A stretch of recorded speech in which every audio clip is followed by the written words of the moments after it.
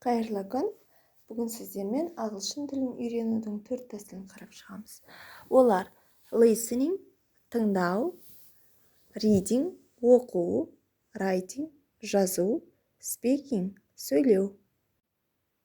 Оқылым сіздің грамматикаңызды жақсартып, сөздік қорыңызды байытып, біліміңізді арттырады.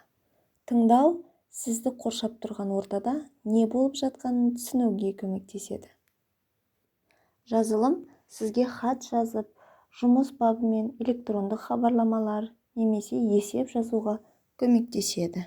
Сөйлеу арқылы сіз ойыңызды ағылшынша емін-еркін жеткізе аласыз. Бұл тәсілдер өзара тығыз байланыста, яғни біреуін артқа ысырып, қалғандарын үйреніп қоюға болмайды. Мысалы, сізде сөйлеу тәсілі жақсы дамыған, бірақ тыңдалымыңыз төмен болса, сіз жақсы әңгіме өрбіте алмайсыз. Арада түсініспеушілік орын алуы мүмкін. Сондықтан 4 тәсілді бірдей дамытып отыру керек. Бұл 4 тәсіл өзара 2 топқа бөлінеді. Ақпарат беру және ақпарат қабылдау. Ақпарат беру тәсілдері writing және speaking. Мысалы, сөйлей алу қазір әрбір ағылшын тілін үйренушінің мақсаты. Алайда сөйлеп бастау бұл стресс және онымен күресу өте қиынға соғады.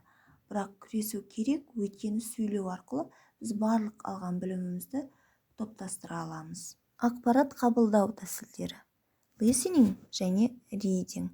Бұл тәсілдер сізде жетік дамымаған болса, сіз тілді жақсы білмейсіз деген сөз. Көп ақпаратты біз көзімізбен көру және құлағымызбен есту арқылы қабылдаймыз. Ағылшынды білгіңіз келсе, бұл естігеніңізді түсініп және оқығаныңызды түсіне алуыңыз керек. Мысалы, бала бірінші өз ана тілін тыңдау арқылы үйренеді. Ең бірінші және маңыздысы тыңдап үйрену. Ал тағы да жаңа ақпарат қабылдаудың тәсілі бұл оқып үйрену. Әрине бізде сұрақ туындайды. Бұл 4 тәсілді дамытуда неден бастау керек деп. Біріншісі және ең маңыздысы осы 4 тәсілдің қайсы бірі сізде әлсіз және қайсы бірі мықты дамығанын анықтау. Екіншісі ағылшын тілін білу деңгейіңізді анықтау. Үшіншісі грамматикасын үйрену. Төртіншісі сөздік қорын байыту. Осы 4 тәсілді дамытудағы кейбір мысалдарды қарап шығайық.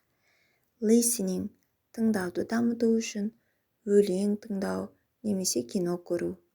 Writing – жазуды дамыту үшін өзіңізге күнделік арнау және сол күнделікке өзіңіздің басыңыздан өткен оқиғаларды ағылшынша жазып отыру. Speaking – сөйлеуді дамыту үшін ағылшын білетін досыңызбен сөйлесу.